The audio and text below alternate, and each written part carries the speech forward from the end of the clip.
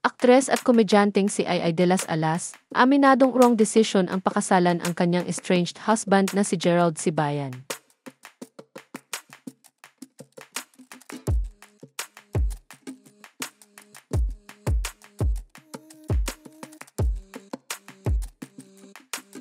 Si Kapuso Comedy Queen Ai de las Alas ang bisita sa bagong episode ng vlog ni Bibi Gandang Hari na ipinost sa YouTube noong March 27, 2025. Doon ay inamin ng aktres na nasa recovery stage pa rin siya mula sa paghihiwalay nila ng kanyang estranged husband na si Gerald Sibayan. Matatanda ang kinumpirma ni Ai sa programang Fast Talk with Boy Abunda noong November 2024 na hiniwalayan siya ni Gerald via Viber noong October 14, 2024 dahil hindi na raw ito masaya sa pagsasama nilang dalawa at dahil gusto raw nitong magkaroon ng anak.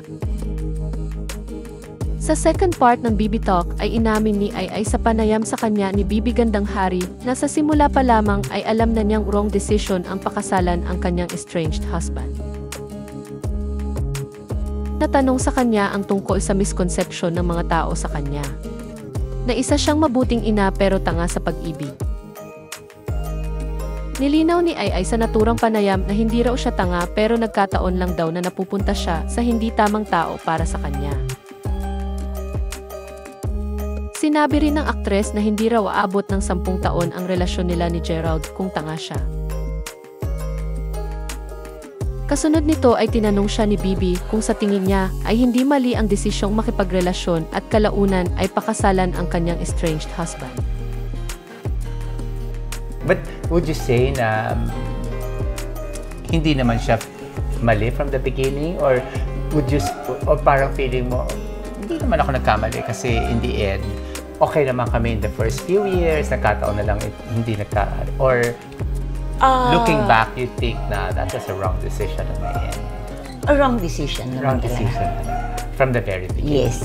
It's a wrong decision. Pero kumbaga, una pinanindigan ko na lang and gusto kong ipakita sa buong mundo na age doesn't matter. Correct. But it matters. It matters. Why do you say so? Obvious ba?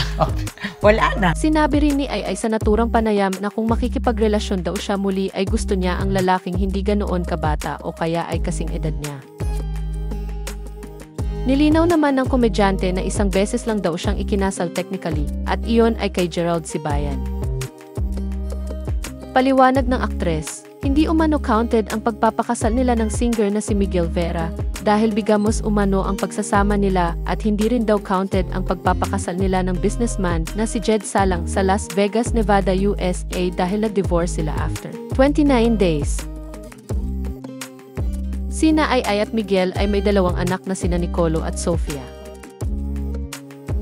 Ang panganay na anak ni Ai na si Sancho ay anak niya sa dating nakarelasyon na si Ray Malte Cruz.